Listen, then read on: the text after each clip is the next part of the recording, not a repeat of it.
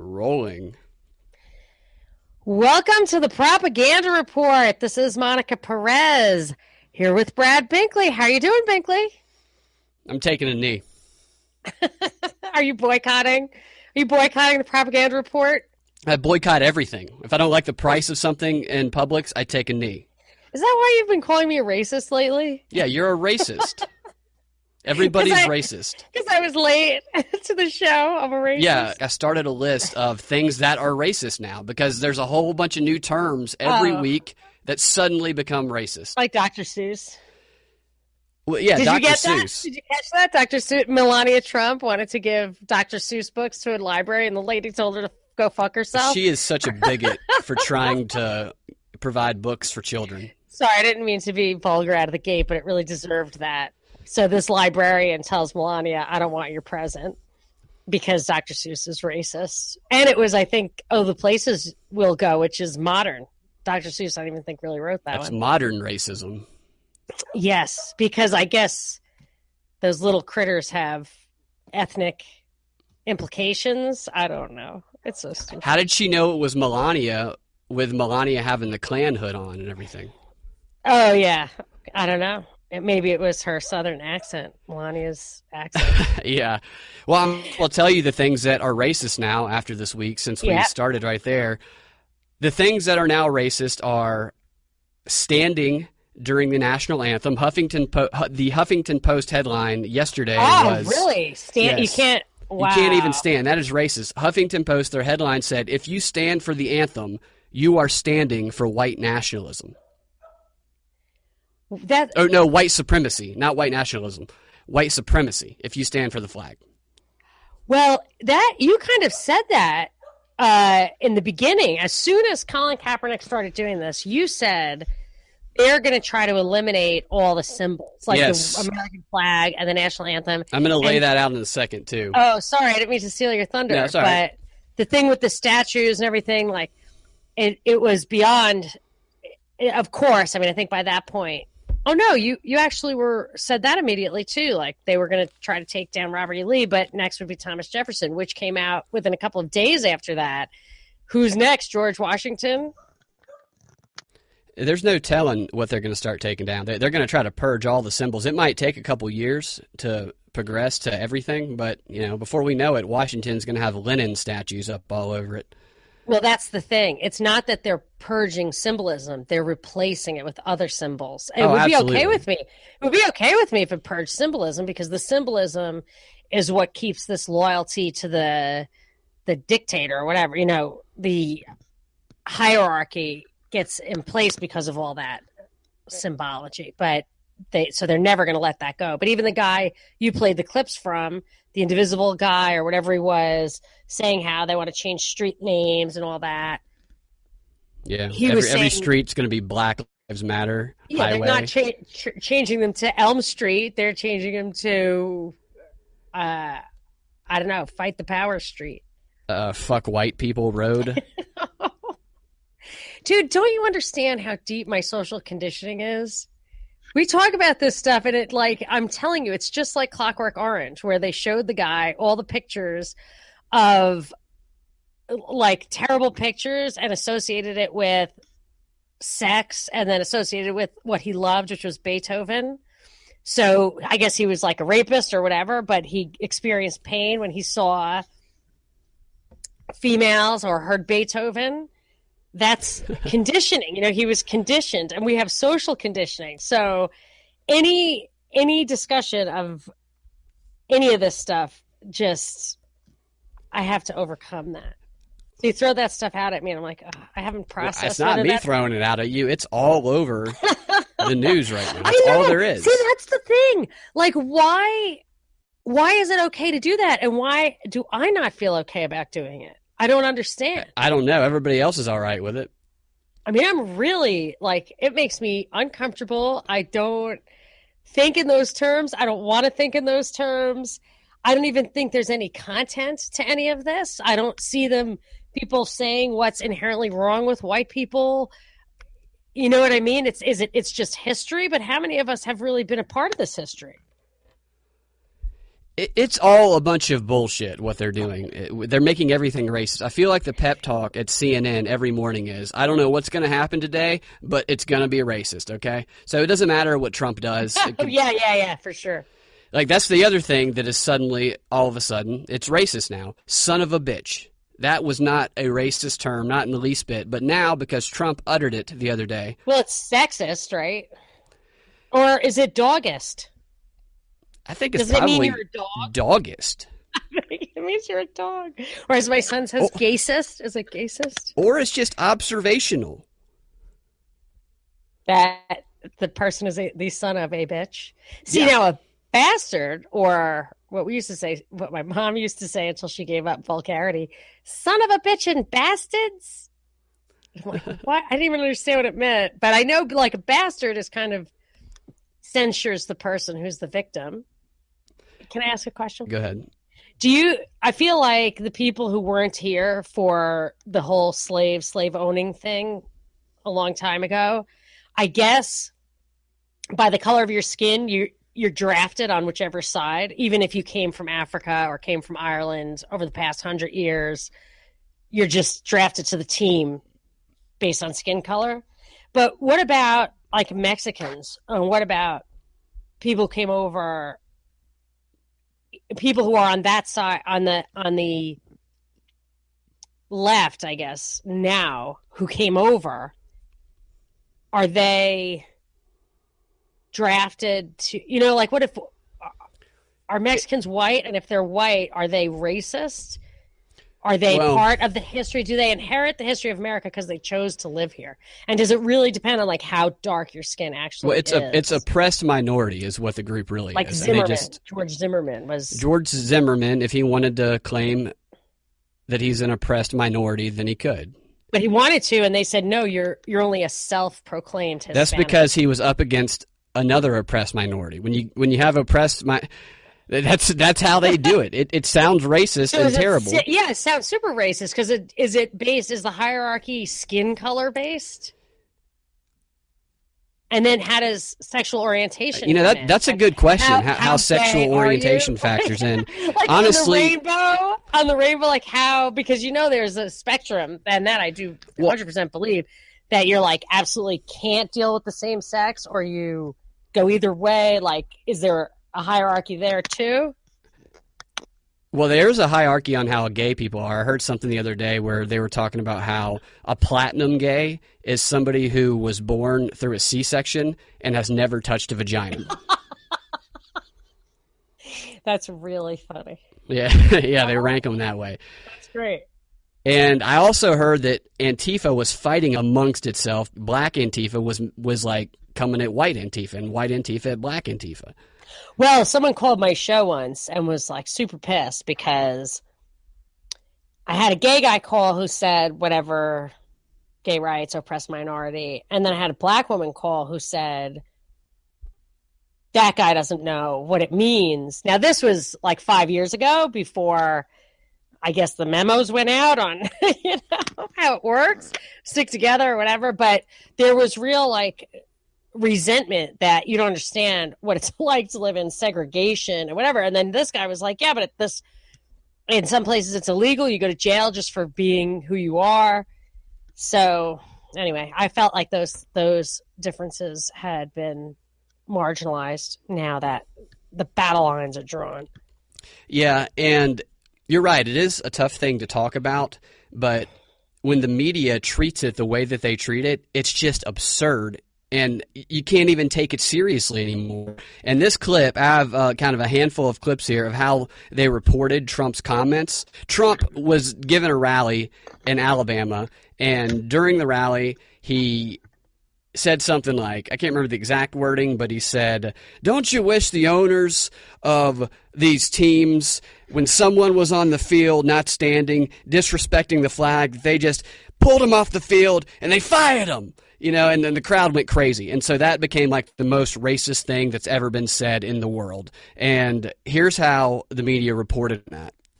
He came proverbially as close as you could possibly come to shouting in a rally the N-word. You tell me which of those children's mothers or a son of a bee. That is racism. When the president refers to Colin Kaepernick in Alabama as a son of the B word, it is racial code for the N word. You don't have to agree with them, but that's not really the point here.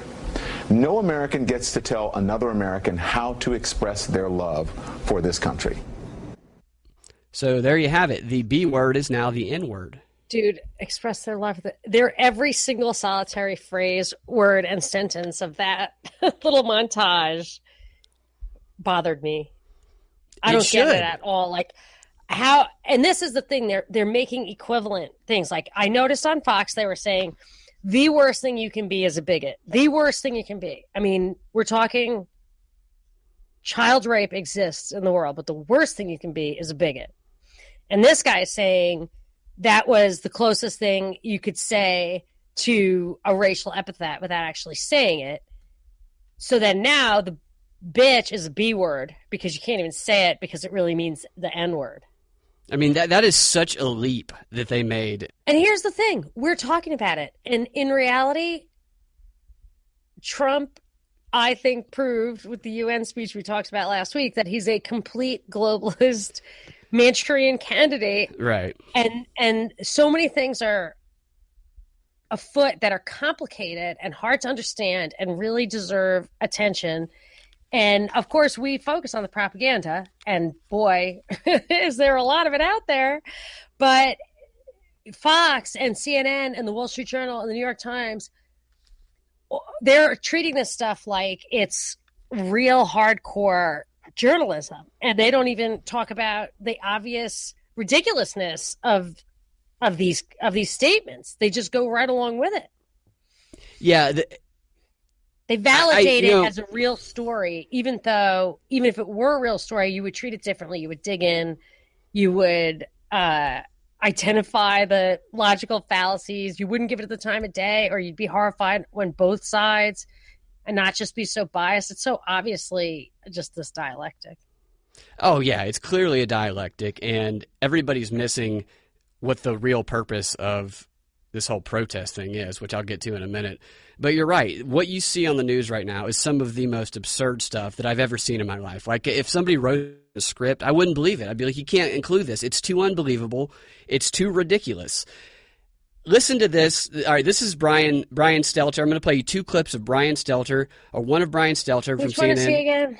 He hosts the show called Reliable Sources, which is completely unreliable. Right, he's the CNN media analyst. No spin zone. I remember being like, absolutely politically incorrect. I was like, I'm going to watch that show. It's like, this is the most politically correct stuff I ever heard. This is the biggest spin I've ever heard. Yeah. You know. And he's not even good at it. He's not convincing at all. He's not empathetic, and everything on his show is propaganda.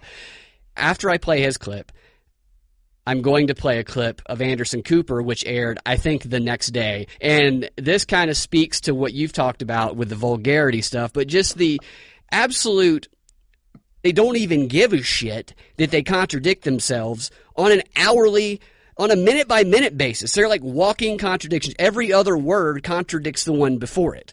Here is Stelter's clip. Wouldn't you love to see one of these NFL owners, when somebody disrespects our flag, to say, get that son of a bitch off the field right now, out, he's fired. He's fired! We thought about bleeping when he said that word. Some shows have, some shows haven't, but my feeling is if you object to the language, you should write to the White House, not CNN. Okay, if we object to the language. This just makes me sick, though, because of the hypocrisy. They have started. Well, hold on. I know. Let me play this other clip, then you can go into that. Let me play this other clip for you, then you can go into that. Because this is what you made me think of this. This is Anderson Cooper, like 2 days later. I don't know who this guy is he's interviewing. Some sergeant. I heard a conversation earlier today where they indicated that if our task force commander wanted to do airdrops, he could make a recommendation. That's bullshit. That was the next day on CNN. The next day, not previously. Oh, that's so. No, great. Yeah, that was after Stelter's comment. Wow. That I really think that they do this hypocrisy stuff on purpose, like the Tom Price thing. Tom Price stepped down today. because he got on a government plane while working for the government on government business, if I just scanned the headlines correctly, which obviously people have done before. And Eric Holder took his family to some game and didn't have to step down for it. There was lots of that stuff in the Obama White House. It's the hypocrisy, I think, is part. They do it on purpose. My husband freaked out the other day. He was like, why do they ride? He doesn't even vote, so he doesn't care. But it's like they just ride Trump relentlessly. And Obama used to say the same stuff, and not the same stuff, but he's like the same crazy, ridiculous, partisan nonsense. And they totally gave him a pass. What is with this? Is crazy. I'm sick of it. This is a guy who does not vote. He doesn't even care. He's not a Trump fan. He doesn't care. But it's driving him crazy. And I said, part of it is to drive you crazy. They do it to drive you crazy. First of all, to make you think that the media is terribly biased and to give Trump more of a pass than he'd otherwise get, which is true. You give him the benefit of the doubt when you dismiss everything as critics say because they're so ridiculously biased, but also to really provoke and divide us along those lines without actually having to provide any content. Yeah, and it drives you mad. He's right. It makes people and that's what it's for. Are disinterested get interested and feel like it pushes people towards one side or the other. Absolutely, because blatant hypocrisy makes your blood boil, or illogic. You're just like, that's ridiculous. Why doesn't he say it? Why doesn't he explain it? It's so stupid. Yeah, like the whole call that everybody's. I mean, this drives me crazy. I know what they're doing, and it still drives me crazy. But this united effort, they're saying they're standing up for racial injustice when it really sounds to me like they're all fighting to get a bad quarterback who grew up in a privileged, rich family a job. That's here's Spike Lee making his case for why Kaepernick should, have a quarterback position in the NFL. Why somebody who was a backup quarterback on the worst team in the NFL last year should be a starter in the NFL, despite the fact that he brings all of these issues that nobody wants to deal with. Here's what he compares it to, which is utterly insane. Branch Rickey made the decision, we're going to hire Jackie Robinson. Nobody else wanted him. That was the decision. The Brooklyn... Jackie Robinson's a Hall of Fame baseball player. What are you talking about? He was a Hall of Fame paper before Branch Rickey hired him. He's comparing Colin Kaepernick to Jackie Robinson. Jackie Robinson was the best. I mean, he was the best player in the league. They couldn't deny him. Yeah, so they were willing to put up with the social...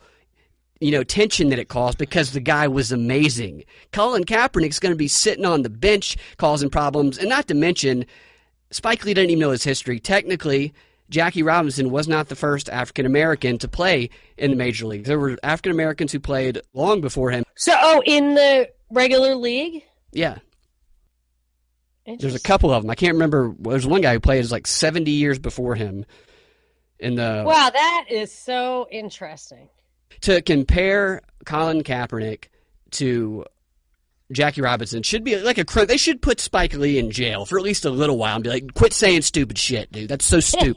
You can't put people in jail for saying stuff. I know. Now I sound like a fascist. Yeah. Can I make a comment? Yeah, go ahead. You can tell that this stuff, these are setups that they're getting teed up. First of all, Trump plays right into this stuff. It's stupid. He rejuvenates these things time and time again after they have faded from the headlines. Obviously, just as a device to get them back in the headlines because this is a reality show, in my opinion.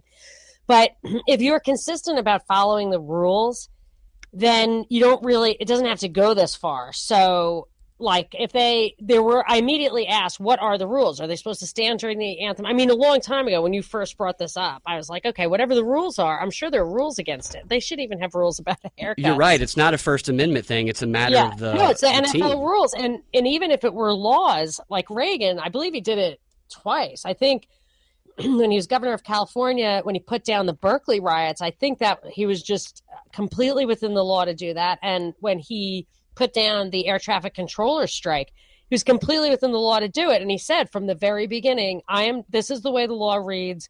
You're not allowed to do that. If you do it, I'm not going to allow it. And then another more recent example, which I knew the fix was in, when they were rolling out ISIS, and they were like, oh, we don't know what to do. We can't get congressional approval. Oh, it just keeps going, and we can't stop it because it's against the law to stop it. That was completely untrue. They had confiscated this is the official story, was that they had confiscated U.S. military equipment from the Iraqi army, and they were in a convoy using it. The field commanders are permitted to bomb that stuff. You can't let enemies or anybody else take your firearms, your equipment away. You can't do it. So if they just play by the rules, these issues wouldn't come up. And because actually, even though I'm an anarchist, I recognize the value of rules. I'm not crazy about the coercive monopoly state, but rules are there for a reason. They make sense. We have a lot of rules that keep us safe, that work, that have been tried and true, which is why they have to violate these rules. And the last thing I will say is, for example, the Kate Steinle, the chick on San Francisco Pier, whose murder kind of kicked off Trump's campaign. They're like, that guy, when I talked about Fox News having a big high-level discussion between two anchors, one of whom was a lawyer, saying there was no penalty whatsoever for, I would call it recidivism, repeat offenders for crossing the border.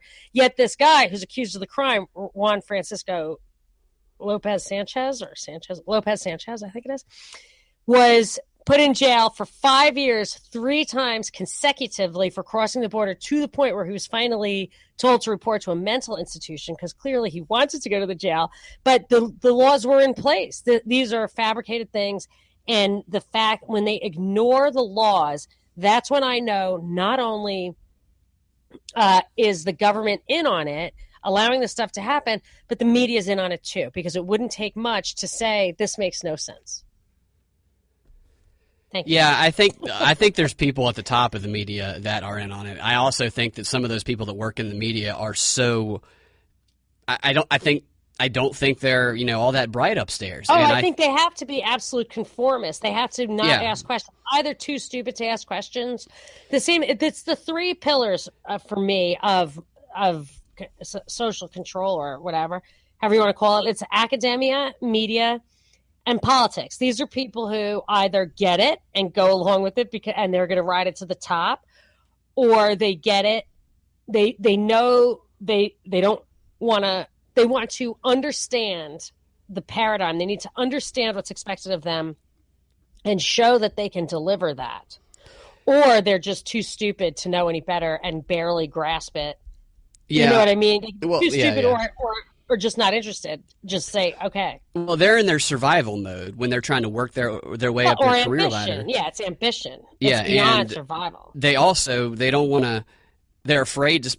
Even if somebody does hold an opposing view, person speaking up are going to be very slim. It's the spiral of silence. I've talked about it before, where the outward illusion that this minority opinion is what everybody believes. Like when you just openly all the time talk like, oh yeah, the Russian collusion thing, and you make it seem like everybody believes that, the few that control the media can make it seem as though this is the majority opinion, which will make everybody else reluctant to speak up because they think that they're by themselves. They're isolated in their belief that this might not be what they're saying it is. So the silent majority stay silent. That spiral of silence. Absolutely. Like this, what just came out, this proposal of tax reform. People are like, oh, we need tax reform. Or like the even more ridiculous one is Trump's like $1 trillion infrastructure plan. Like, I promised you this. Everybody's desperate for tax reform. If anybody even looked at what they're proposing, no American voter is desperate for this impossible to understand and likely regressive. I'm so desperate for tax reform. And they're talking about it like people really, I mean, if you listen, they are telling you this is how people feel about it. But I wanted to say one thing about the spiral of silence. One person, and I was absolutely raised to detest him as a pinko by my dad, Phil Donahue. Supposedly, what's a pinko? A pinko is like a communist is a red, but like an American communist sympathizer. He's like a fellow traveler. Traveler, exactly, is a pinko. So Gene Kelly was a pinko, and Danny Thomas was a pinko, and Phil Donahue was a pinko. So, and Carol O'Connor was a pinko. I'm just telling you how my father would say. So Phil Donahue, so now I'm so disgusted with the dishonesty in the world. I actually would rather have a sincere pinko like Dennis Kucinich is second to Ron Paul, in my mind, even though I would disagree with everything he had to say, but he would end the Fed because nobody thinks that isn't cronyist nonsense. But apparently Phil Donahue lost his job, and he was so popular because he would not get in line behind the Iraq war. There was, even on the left, a complete push down of dissenting opinion. You either had to go, just shut up about it. There was no anti-war, or I should say, it was limited. It was controlled, the anti-war. Yeah. Then there's none under Obama. Zero. You just reminded me of something. I saw a story yesterday that was about North Korea's propaganda, and it showed their propaganda posters, and it talked about how atrocious they represent us, and they represent us as murdering babies. And I'm reading this article, and I'm going, does the person who wrote this even realize that the whole Syria gassed babies is the exact same thing as what they're writing about right now? He probably has no idea. The North Korean guy was writing about us the way we write about Syria. No, yeah. Well, it was a CNN person who wrote the article, but the story was about this North Korean propaganda is atrocious. It's terrible. Okay. They're representing Americans as baby killers in order to provoke their country into hating us. And I'm going, that's exactly what we do. The North Korean propaganda is so silly, like the guy's haircut. It's so ridiculous that I believe that it's fake. Like, I think that is what has convinced me that we prop up that regime to give us an excuse to be belligerent in the region, maybe to whatever. But I could be wrong about that. But it's just so extreme. However, our stuff is like that too now. Like, if you look from the outside at Trump, that's what people look at. They make fun of his hair. Yeah. His orangeness. Yeah. Yes. They don't even represent him as white. He's orange. They say he's like, if you're you hate orange people. I didn't even get that for a long time. Like, you just don't like Trump because you don't like orange. Cheetos is what they call Cheetos, them. Exactly. Cheetos. Yeah. I have heard that one. So he doesn't do that anymore, though. He doesn't tan himself? He's not orange anymore. Yeah. Well, he's trying to pale himself out. He's then he put the Klan hood back on and march. Person of pallor. Do what? He wants to be a person of pallor. That's what my friend Liz used to call herself. Like, well, if you can be a person of color, can I be a person of pallor? I thought that was funny. Pallor. I never got it before. No, I got you. It just took a second. I hadn't got it. No. For me. All right, the whole NFL protest, or whatever you want to call it, is some people genuinely feel that it's about race. I get that because they're propagandized into thinking that it is about race.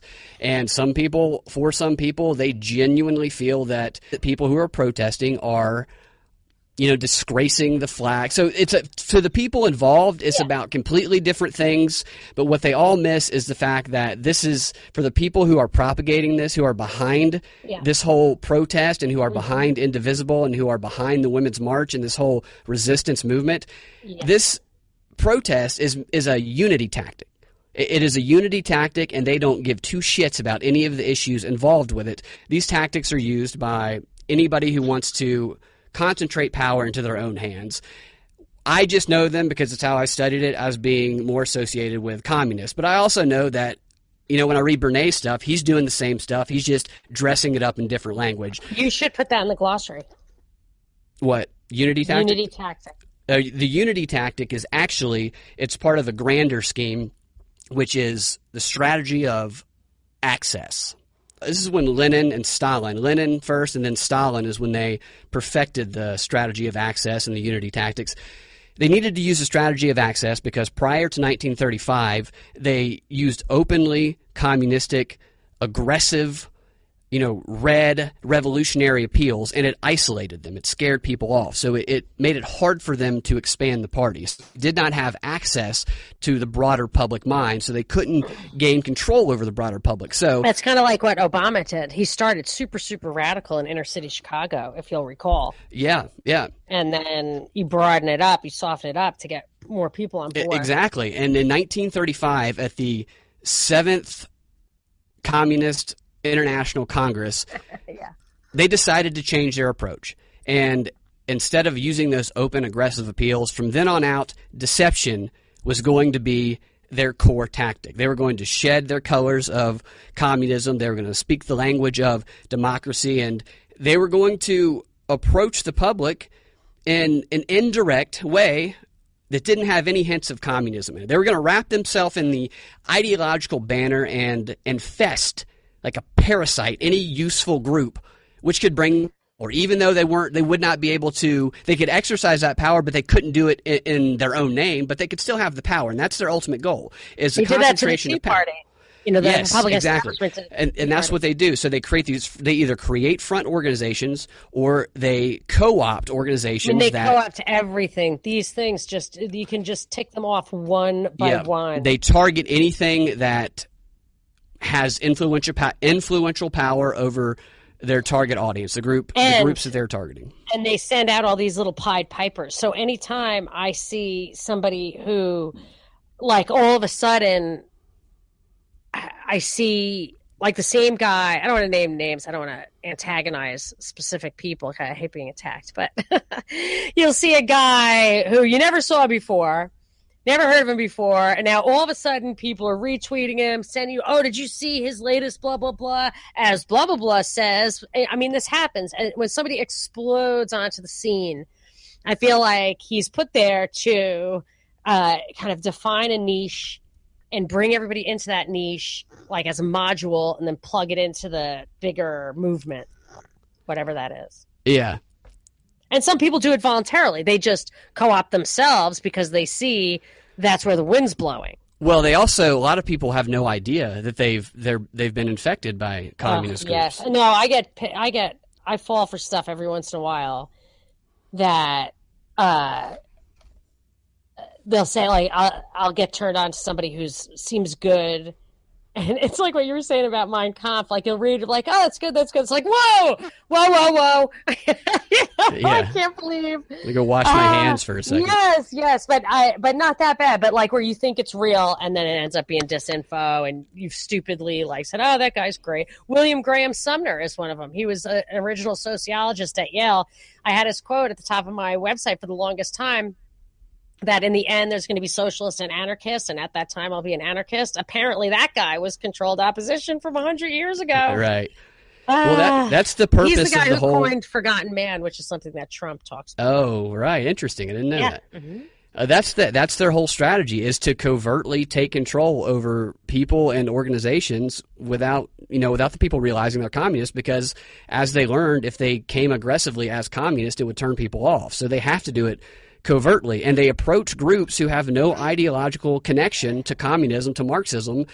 They approach the groups that are most vulnerable to the type of appeals that they use, and this is where the unity tactic comes in. They approach them based on a united goal, a common goal, and the segments of the public that they focused on, and this is in the International Communist Congress, notes and stuff. This is the speeches they gave. So this isn't just me saying that they're targeting liberals. No, they targeted liberals because they believed that liberals did not have a set of values that they stuck to. They had fluctuating values. They could easily demoralize them, and they believed them to be the most vulnerable group in society that they could most easily manipulate. You have to define liberal, because that's a term that in Europe really means more like libertarian, and here our founders, they have a whole chapter describing the Stalinoid man, the mass man, right, and they're describing the progressives in America, and it talks about, reminds me of your Aldous Huxley. Is it Aldous Huxley thing with the 20%, and 60%? Like 20% can never be hypnotized, 20% are easily hypnotized, and the others are the ones you want to sway, because you're not going to sway you've got your true believers on the one end and your absolute skeptics on the other. And it's that middle.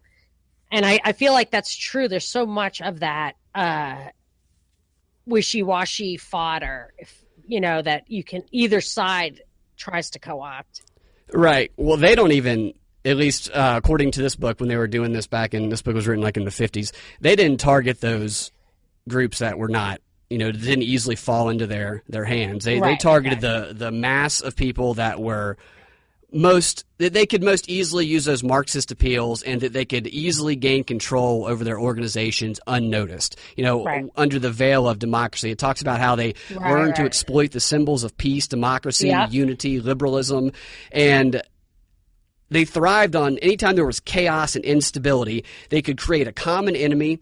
And they could thrive in those conditions because they could enter into those groups and they could suggest and then take up leadership positions that other people, because of inertia, people just don't take the initiative to do that. Yeah, they're not ready to act that quickly. So if you say one guy, you have somebody there who says, we need a president, and then the other guy says, I have some time, Yeah, and that's what they did. They go into these groups, they'd empathize with their struggle, they'd I wouldn't be surprised if Hitler did that kind of thing. No, Hitler did do that kind of thing. Yeah, he modeled a lot of the stuff he modeled. How he rose to power, it really looks a little bit orchestrated, which I think it probably was. Well, Hitler used some of their tactics, but at least according to his book, he was more direct. He didn't do the indirect approach. He did the direct approach. Right, but I'm just saying, like, where you go in knowing what you're going to do. Oh, yeah, absolutely. You have a good sense of the psychology. I'm just saying I think he was more support. Like the book that I read, Conjuring Hitler, about how the English kind of set Germany up for this kind of thing without really knowing exactly what it was going to look like. They wanted a certain kind of violent disgruntlement at the bottom. And then when they saw a person like Hitler, specifically at one point Hitler, they can find that person and promote him. And I think what they do here is there are a lot of people like that, and maybe mayors, and they put these people in all these positions, and then like Ted Cruz and Trump, I feel like they put them, or even Hillary could be in that mix too. They put them all in there and just see which one sticks. Anyway. Yeah, they talk about training their cadres in this book, where they train an army of cadres that will be kind of like the people you talk about. It said the way they talked about it, it seemed more like they were describing the people who get really into Indivisible, who go to the rallies and become the local group leaders, and they concentrate the power, which Indivisible has done. You have to register your local group. Everybody gets the same talking points, and they exercise control from a central location by training these cadres and sending them out all over the country, which is the same thing that Indivisible has done. And after they co-opt these groups, they have no interest whatsoever. They even talk about how, during the 7th Congress, they talked about how they need to really focus on anti-war, even though they were all about war. They need to focus on anti-war because that's an appeal that they could really get in and manipulate these progressives with. And once they got in there and they took control of the organization, and they concentrated this social power. They understood social power is power, is political power. You leverage that social power so that you can take over whatever it is you're trying to take over. And once they've concentrated it, anybody who is in that group that helped them gain that power, that might threaten their leadership, they hated more than they hated the opposition. Plus they didn't give a shit about the opposition. So just like Lenin. Yeah. So these people who are helping, Indivisible, the Resistance, the Kaepernick thing, they are going to be the first ones who are expelled from the group, or if it gets to the really extreme, expelled from the country or killed, like Lenin and Stalin did. Well, go ahead. I just want to say, that could shed some light on when you look at people like Tom Price and Jeff Sessions who get thrown under the bus. You're like, what? How could you do that? I think the Steve Bannon thing is completely orchestrated, his rise and fall in the inner circle.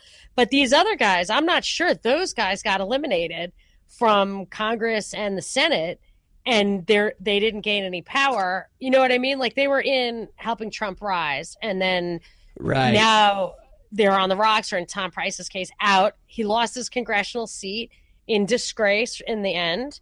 Jeff Sessions will probably go down in flames too after he does what he was called upon to do. And I've been trying to piece together why these people get sacrificed, but they do.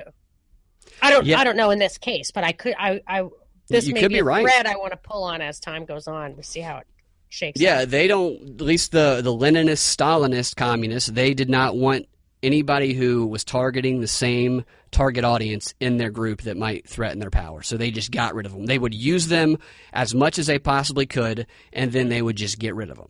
And, well, I also want to say with this root stuff, like getting into the communities and spread out across the country, both Laswell and Alinsky. So Laswell was like in the 50s at the latest, I think, and Alinsky was in the 60s, said to do exactly that. Like, go to the grassroots, talk to the regular guy in their own community, and just get into their minds that way. Absolutely. And Indivisible actually showed their true colors recently, but I'm sure that nobody in the group really noticed it at the time, and they might not notice it until, years after, and they reflect on it. But prior to the Trump-Pelosi getting together and making a deal and talking about the Dreamers, Indivisible was sending out emails calling for justice for the Dreamers. Save DACA. Call your senators. Here's your script. Call your senators. Make sure they save DACA. Don't let Trump the racist do this. And then suddenly Trump is meeting with Pelosi, right? And this threw them, because in the Indivisible guide, it makes abundantly clear that they know that the group members want to focus on progressive things, but we just can't do that right now because there's a racist monster. Yeah. So we have to focus on resisting. Only resist, only resist, only resist, only conflict. So when Trump spoke out about making DACA legal, about protecting I love the Dreamers, that threw him through a loop. So what happened is Indivisible goes to Pelosi's speech, and while Pelosi is speaking about some other topic, a bunch of people start chanting, all of us or none of us, all of us or none of us, and they disrupt her meeting. And it was Indivisible. I checked on the group to see who it was, and the people interviewed. It was absolutely Indivisible. So they got what they wanted on the surface, and then they were like, wait a minute. So then they sent people in to make an impossible demand. Now, this Bolshevik book talks about that. They convinced people to make impossible demands that they could never actually practically put into play, because that's going to keep them striving for something. So they did that here with Pelosi, and they're fucking these people over that are helping them. They got what they wanted. They're saying, nope, we only want conflict. It shows that they only want conflict. They don't care about the best interest of these people that they're manipulating. And anybody who is in Indivisible should really step back and take a look at that. All they want is conflict. And that to me is the best example of them showing that after getting what they demanded, and then a week later contradicting that demand by saying, nope, we don't want it anymore. All of us or none of us. I'm going to have to take a break in a sec, but I just wanted to point out, I feel like it was relevant to an earlier comment, but I can't remember what it was, that this guy, I guess the guy was shot 2 cops in Georgia today. Did you see that story? No. So a guy, and the pictures of him are super weird. He had a shirt off when he was arrested. Oh, he's naked when he was arrested. He had all kinds of tattoos. He really looks like he could have been like a white supremacist guy. And anytime I ever see stories like this, national stories, it was on Fox.com, of cops getting shot or cops shooting people, I always look for the agenda. And I feel bad. I'm like, why do I always think like these things do happen occasionally? Yeah. So I'm looking at it, and in every article about it so far, it said he was apprehended using the Blue Alert System. The Blue Alert System. The great new Blue Alert System. I'm like, okay, I got it. The Blue Alert System. They just kept emphasizing that? And I mean, you never heard it before in your entire life. And then only God knows how many would have died had it not been for that new Blue Alert System. So I think it's like an Amber Alert about this girl, Amber, except for that it's for cops. I hate cops getting alert. Shot. So now they're going to do that. So you're going to get like I don't know, because I was just I just saw it in passing. You're going to get a cop was shot Amber Alert? This is the first pass of the story. So I just feel like it's going to be a bigger story. But so anytime there's going to be some kind of siren that starts blaring out of your phone. I think the Amber Alert makes it harder to save these kids, because the alert is so obnoxious. It scares the shit out of you, and you throw your phone across the room. Oh, and they're not going to look around at other cars. They're busy trying not to crash. Yeah, I always worry that what if the person who kidnapped somebody has a car just like yours and you're driving in traffic, you hear an Amber Alert, they describe your car and maybe they describe somebody kind of like you. You're looking, everybody in traffic's looking at you. They shoot you in the car. That happens. Yeah, I know. That was, you know? Okay, I'll button up the Kaepernick thing real quick. Yeah. What they're doing with the taking the knee thing, it's a tactic of this bigger strategy to cause division and destabilization in the country and to purge the idea of Americanism, to make the idea of Americanism racist. Yes, of to course. Make globalism. Oh my gosh. Yes, it's this ideology of tyranny where it's all about divisiveness. Why? Because they need you to be completely distracted from what would actually unite us. Even if you believe in a safety net or not, most of the other stuff we would unite over. Exactly. And that's what it's all about. And especially if the dividing lines are things that you cannot control. Color of your skin, your sexual orientation, which is so weird to me that those identifying factors are coupled with like economic policy. You know what I mean? Like, because you're gay, we need more welfare. It's like, why? A lot of gay guys are super... They have like the most money. Great jobs, yeah. Like, and if you don't have kids, whatever, you're probably not going to want to pay 55% taxes. Yeah. But you're gay, so you get the gay welfare. I had a friend who was a Republican and gay, and he just couldn't take it anymore. So that's what they're doing with the flag. The flag, formerly a unifying symbol, has now definitively been turned into a symbol of oppression and division for some people, which every time it goes up, people are going to feel that. So there's going to be that conflict that's there, and as long as they continue to push it, it's only going to grow. The same thing with all the symbols associated with it. With the anthem, now they're trying to push if you stand up for the anthem, you're a white supremacist. They're trying to push that whole narrative. They're trying to make this thing cause the most tension and the most conflict as possible. And this is what the Bolsheviks did. When I heard that rally in Boston, the free speech rally, the first thing I thought was Nazis. Yeah, exactly. No, I don't believe that, but like that's how it's the conditioning. It's really, you have to really stay on your toes. And that's why whenever I see any newspaper article or anything, I look at it and I'm like, okay, what's the agenda of this naked guy with the tattoos shooting a cop? Like, what is the agenda? Because you have to be ever wary. You have to be ever on the alert that they're messing with your mind. And I would say, especially like I don't listen to CNN too much because I really can't stand it, but I still believe Fox, which I do listen to, is 100% propaganda. I mean, that's all it is. So you really have to be on alert, and that's what makes my mom mad because I'm just like every single thing. I'm like, this is what that's about. This is what that's about. This is what that's about. And she's like, can barely watch the news anymore. And I'm like, yes, now you're getting it. Stop watching it. I have to. I do it for the people. They tweeted, or they did a story about a Trump tweet. That's like dominates all the news is a Trump tweet. And he tweeted, I think it might have been Hillary's book, and he tweeted like somebody made a meme of an X on it, and it was a black X, like a black piece of tape, electrical tape across a book. X, like this book sucks or whatever. So that's what it was. It was just a normal X, and the angle that CNN took on the story was Trump retweets a picture of Hillary's book with an X on it that resembles the Confederate flag. And then they show the Confederate flag overlaid and they highlight the kind of broad X on the Confederate flag. I'm like, it's a freaking X. Are you kidding me? And plus, it kind of looks like a swastika also. Yeah, the letter X is now anti-Semitic and racist. The letter X? I guess Sesame Street will no longer be brought to you by the letter X. No. That is almost funny how, like, they can do that. They can just, like, the word bitch is now racist. Why? And why is it racist? Like, isn't it racist to think it's racist? It is absolutely racist what they're doing. What are you saying? It's an exercise in creativity, too. It's like, all right, we already know we're going to make it racist. We just have to creatively put it together. We used to do an improv exercise. And when they do it that way, I think they think it's extra funny. Like, that's when they get to mock us. And they do, they're right, but they're not mocking as many people as they think. Because think about it. Half of the people don't vote. So, I mean, some of that's because we have an electoral college and not the popular vote. But a lot of people are not engaged at all because it's such BS. So they're not fooling those people.